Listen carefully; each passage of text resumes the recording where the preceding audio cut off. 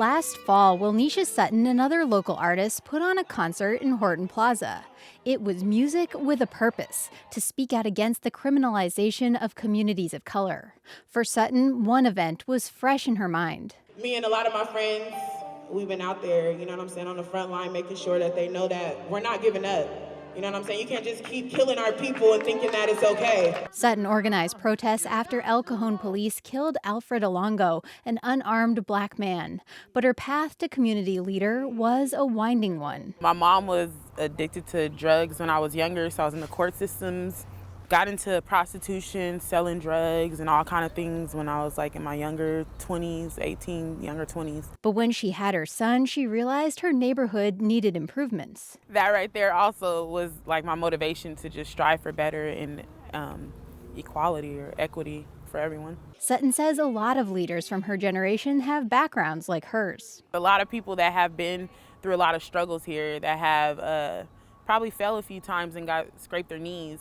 As far as even going to jail or getting into lifestyles that are not so good. She says those checkered pasts are what makes these leaders so impatient for change, because they've experienced firsthand how the system let them down. We're also in your face type of generation. We're gonna put you on blast, we're gonna go live, everything that you said you're gonna do, we wanna hold you accountable, and it's like, what's going on? Because we see our people suffering every day, and it's just like, it's tiresome, like to grow up and see people suffering and to still like, you think that you're going to get out of it, but it's like only getting worse.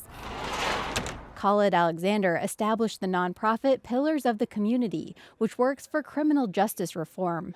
He says today's leaders aren't always as polished, don't always dress and speak like politicians. Not falling into the trap of separating one another based on good, successful model citizens and the other bad criminals, gangbangers, and falling into this dichotomy. We're really all part of the same community, and those people who have been dismissed, whether it's for drug dealing, whether it's for being incarcerated, whether it's for being poor, those people now are really standing up and saying, hey, this is our community too.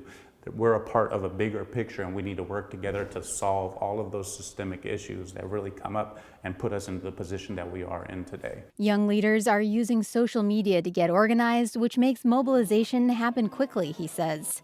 And they're not worried about making waves. So if we hear somebody being disrespectful about our community or being dishonest about their dealings with us, you're going to have people who push back.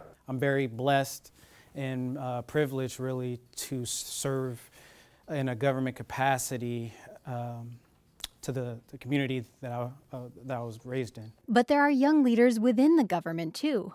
Matthew Gordon is a community representative working for City Council President Myrtle Cole, whose district includes Southeast San Diego.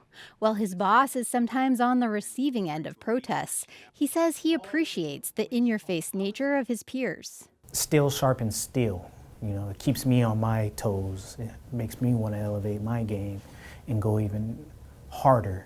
Gordon grew up homeless and says he was often racially profiled by police, but he chose to work for change from within the system.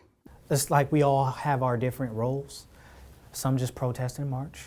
Some, like myself, are policy wonks and, hey, show me the fine print. As long as we come together for any common purpose, reason, it'll work. Gordon says despite their different methods, they all have the same goal, improving the community. And Khalid Alexander says it's all combining to create something big. Seeing the new leadership come up and seeing kind of this new voice in Southeast San Diego and kind of being a part of that movement is really exciting for me, and it's encouraging. I've never been so kind of proud to be from Southeast San Diego. Claire Tregesser, KPBS News.